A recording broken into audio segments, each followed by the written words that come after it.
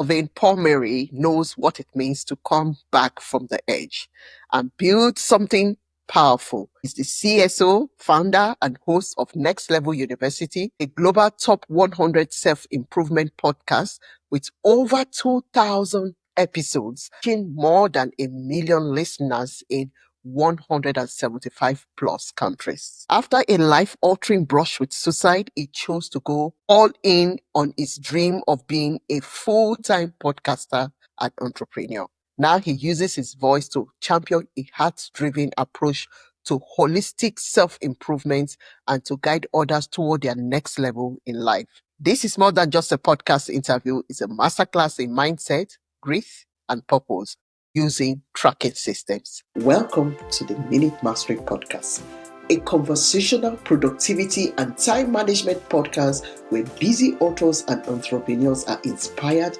to create time for what truly matters. I'm your host, Ngozi Edema. I'm a time management coach, writer, and entrepreneur.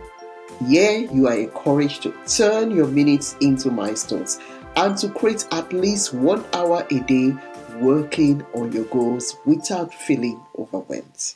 And since you are here, I thought I'd let you know of a storybook to gift your favorite kids. Once upon a time, and they lived happily ever after. Children love those phrases. I love them too, and I suspect you may love them too.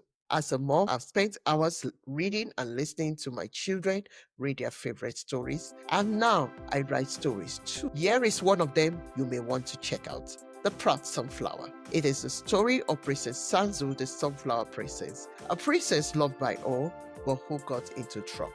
Within the pages of The Proud Sunflower, you encounter what real beauty is. Your kid will love the beautiful story and powerful illustrations. The Proud Sunflower serves as a gentle reminder that we all need to stand on the shoulders of others to succeed. So, read this story with your little ones and allow it to illuminate the universal language of empathy, forgiveness, and personal growth. The Proud Sunflower is a top book on parenting, morals, and responsibility, and it's available on the Kindle store and on paperback formats. Excellent for beginner readers. Click in this episode show note or in the description on YouTube to order yours. And check out my other storybooks to read with your kids, or gift a child a storybook if you do not have kids of your own. So let's get on it. Welcome to the Minute Mastery. Thank you so much for having me, Ngozi. I appreciate it. I'm excited to chat, and hopefully I can make this some level of masterclass in something. I'm sure that is going to be a masterclass. Thank you for coming to the show. You've had your own challenges in life. Just tell us a little bit about that. Yeah, I was somebody who I achieved a lot of quote unquote external success in my mid-20s. I assumed, like I think a lot of us do, that if I make a lot of money, I get in really good shape, and I am in a relationship with somebody who's really attractive, all of my problems should just fade away. No, that's not how it works. Unfortunately, that is not the experience I had. So although I had a lot of external success, I still ended up sitting on the edge of a bed contemplating suicide because I was just depressed and I was anxious and I felt stuck and I felt hopeless and I felt helpless. And I think in a lot of ways, personal development and the things that we're going to be talking about today quite literally saved my life. And they're the reason I am where I am today. So I'm always excited to share that. Thank you. So what inspired you to start using a tracking system for your time? And what were some of the first changes you noticed? Yes. So I remember I was talking to my business partner who was my mentor in like 2018.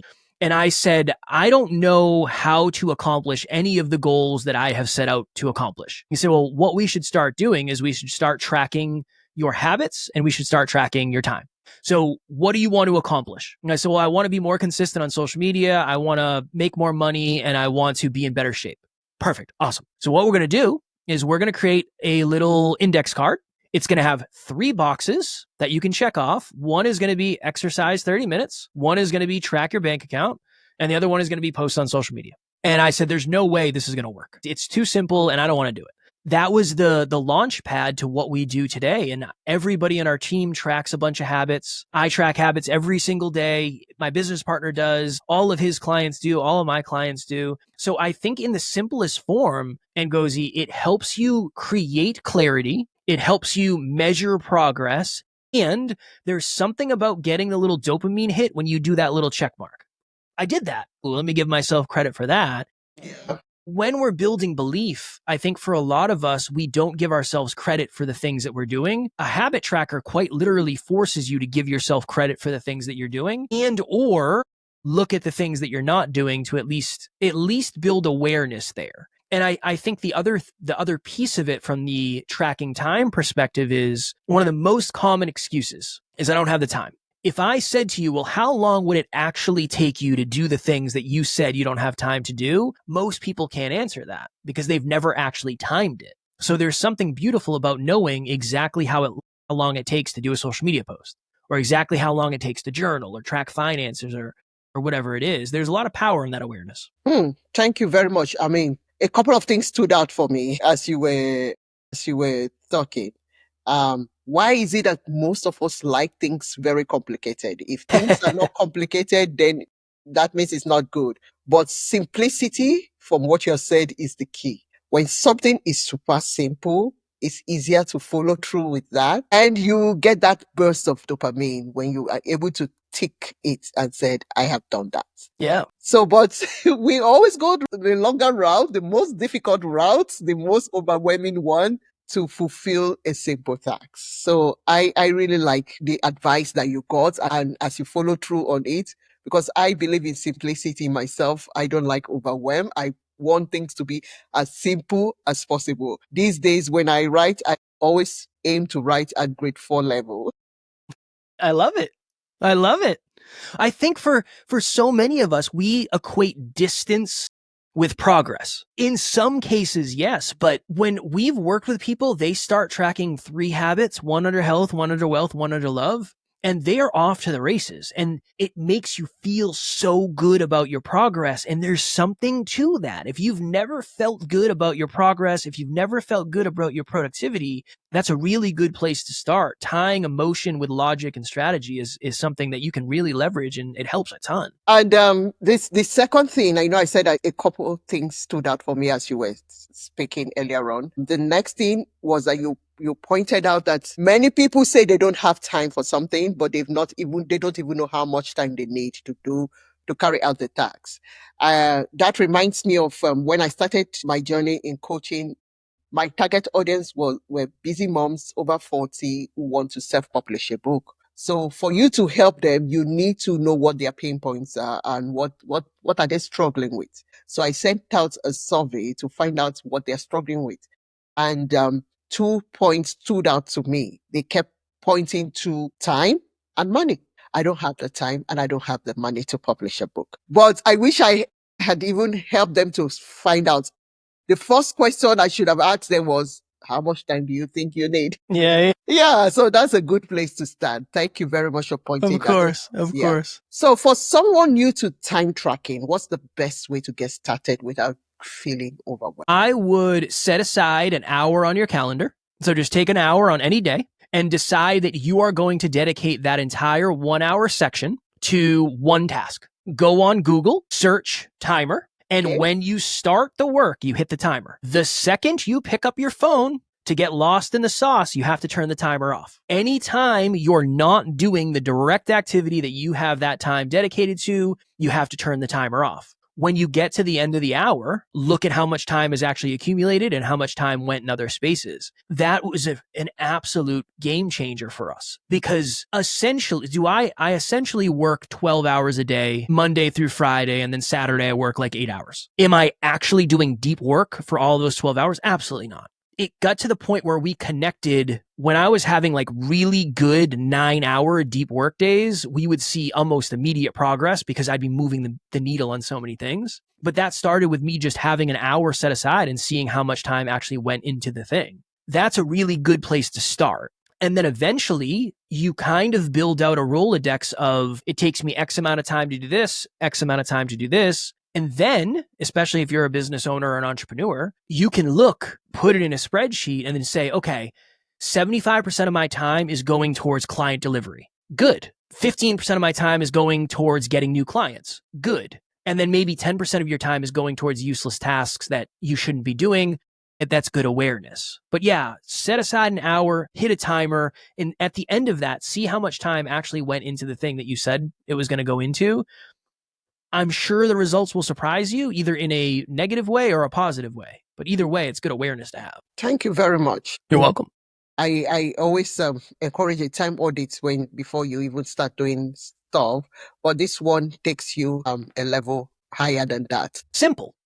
Nothing I say today, Ngozi, is going to be incredibly complex. I just think simplicity, we build a foundation of simplicity, and then as you practice it, then you can make things more complicated because your competence is higher. But even on the days where I felt like I crushed it and I looked and I said, oh my goodness, I only did 2 hours of actual work. That's not great. It really made me think about everything. It made me think about, okay, do I really need another cup of coffee? Do I really want to waste that 5 minutes? Do I really need to go walk out and say hi to my wife? Like, I'm going to see her when I'm done for the night anyway. It made me question other things because the priority was focus, and anything that keeps the thing top of mind is usually a good thing. Okay, thank you so much. Can you share an example of a time when tracking your tasks helped you avoid burnout or makes a smarter decision about your schedule? Because I am all about escaping burnout. I've been in that space several times. Burnout is not a space to be. So how does tracking your time help you avoid burnouts and help you make smarter decisions? Yeah, you could literally look at the amount of time you're putting into different activities and then dictate whether or not those activities are feeders or bleeders. So does this activity that I'm investing however many hours into feed me? Does it fulfill me? Does it expand me? Does it feel good? Or does it bleed me? Is that something that I don't want to be doing? I didn't realize I was spending that much time doing. I could automate it. I could eliminate it. I could delegate it. I could procrastinate it. That comes from a place of awareness. So I think that's a really good piece of it. For me, it helped me.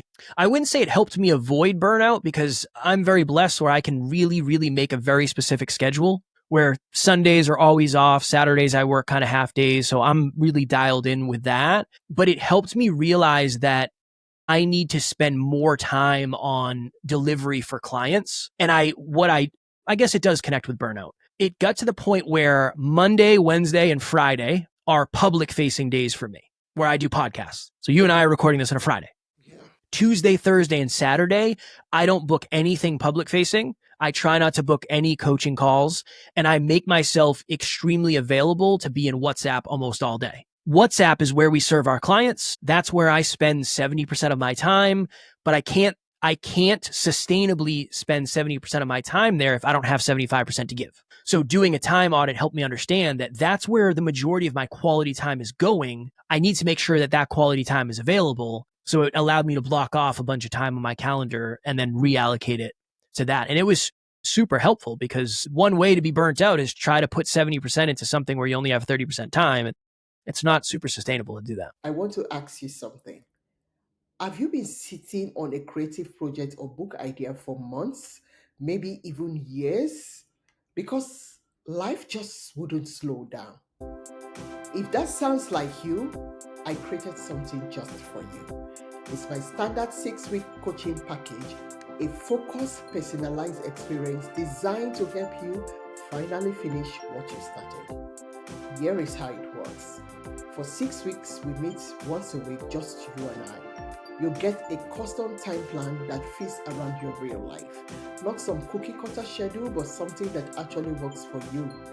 You will also get email check-ins from me because I know how easy it is to fall off the track when no one is checking in. This is perfect for busy moms, writers, and entrepreneurs, or anyone who is juggling life and a dream at the same time. So, if you've been waiting for the right time, consider this your sign. Let's turn those minutes into milestones. Head over to this episode's show notes to enroll or learn more about this program.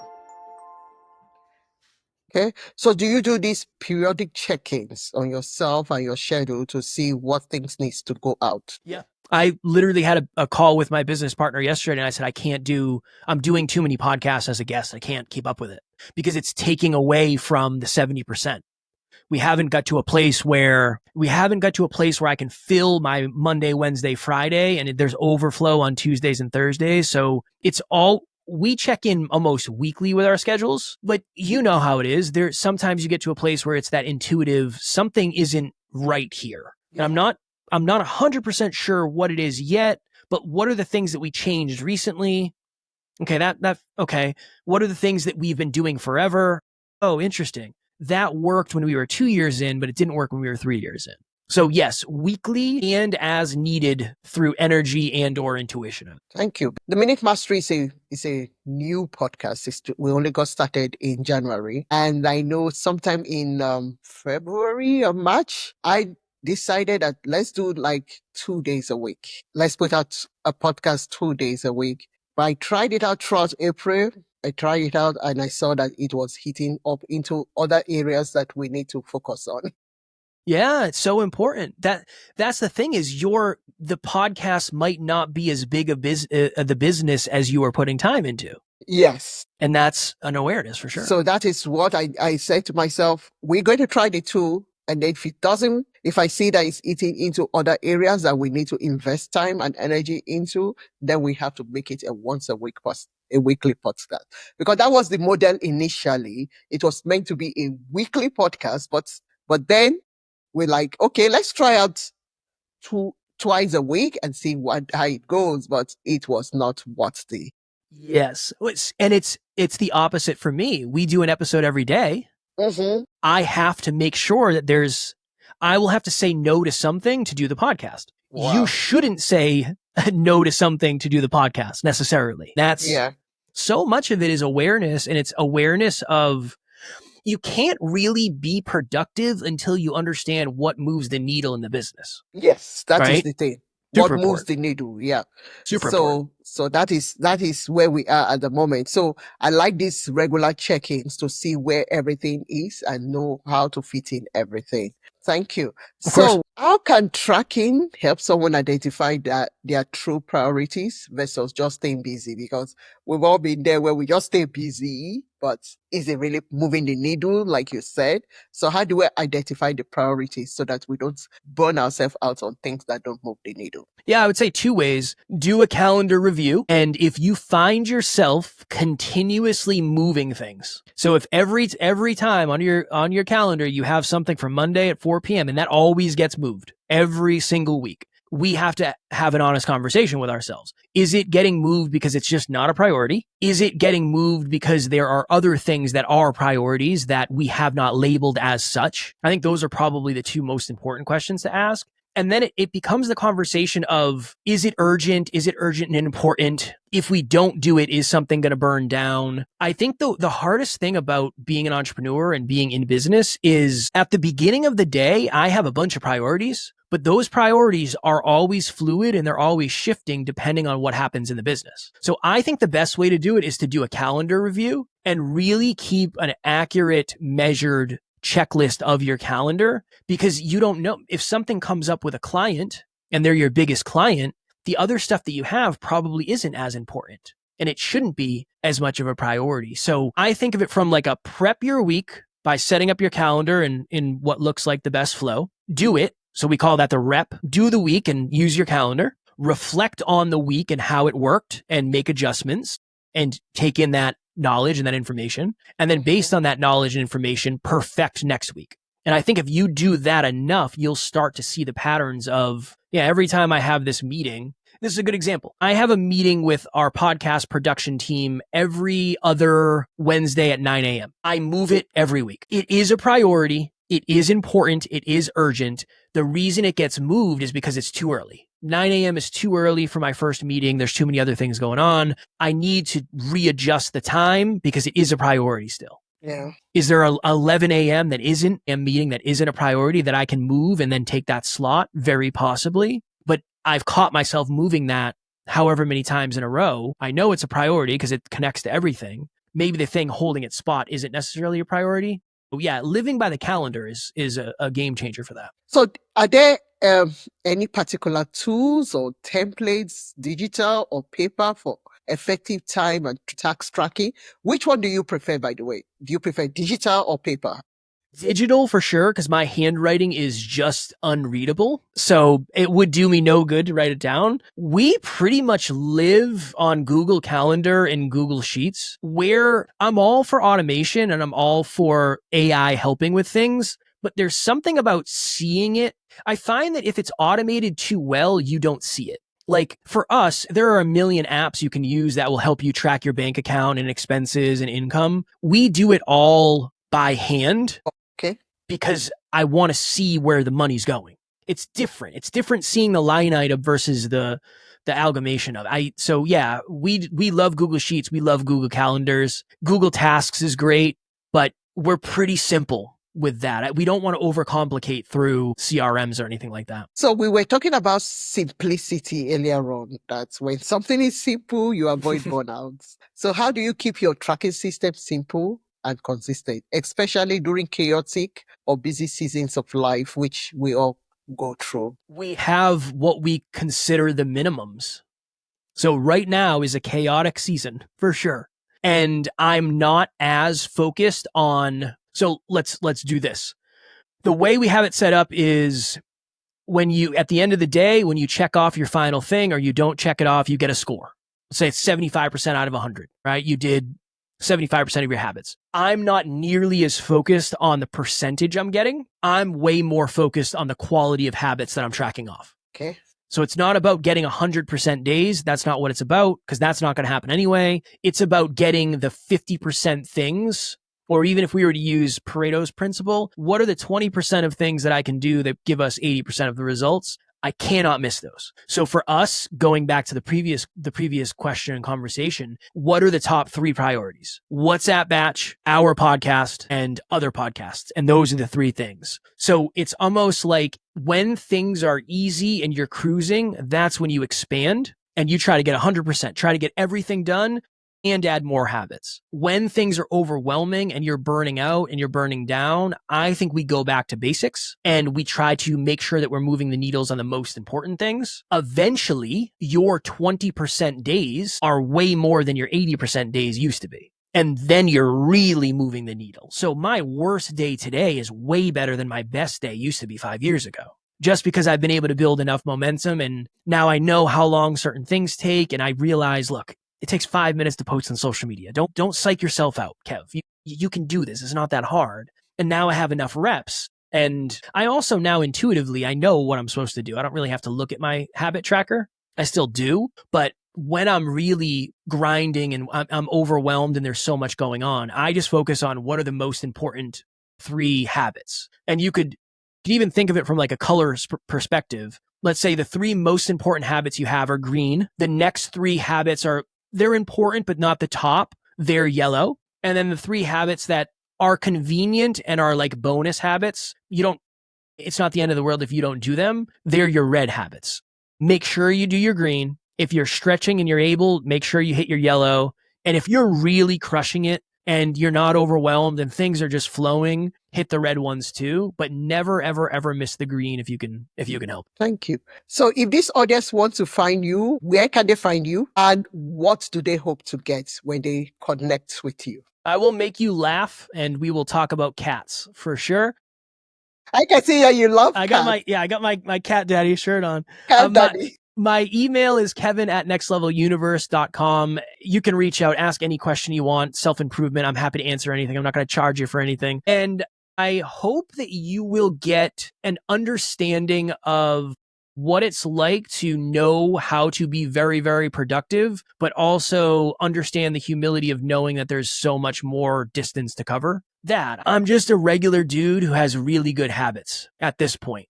And I feel like anybody can learn very productive habits. It's just a matter of being around the right people long enough. So yeah, hopefully you'll find a relatable person who can help you with habits, is what I would say. Thank you very much for coming to the show, Kelvin. Of course. And we'll put your links to this episode show notes. What a powerful reminder that when we track our time, we take back control of it. And if today's conversation inspired you to be more intentional with how you spend your minutes, start small. Just notice where your time really goes. From there, you can build a system that reflects your values and your goals. And like Kevin mentioned several times in this conversation, keep it simple. Simplicity is key, and you don't have to burn yourself out to get things done. In this episode, I also mentioned my 6 weeks package. If you're feeling you're always behind, no matter how much you try, it's not a lack of discipline, it's a lack of clarity. That is exactly what we will fix in your time reset clarity call. So in just 30 minutes, we will uncover your biggest time leaks and map out a plan that actually fits your life. It's just $47. And if you decide to work longer with me, that fee goes right back into your package. So head over to this episode show notes to reset your schedule, your energy, and your peace. Because your time is your most valuable currency, and it's time to start spending it on what truly matters. Thank you very much for tuning into the Minute Mastery Podcast. If you have found this episode helpful, please share it with someone who could use more time in their day. And remember to subscribe and leave us a review. Until next time, you are in control of your time and you've got this.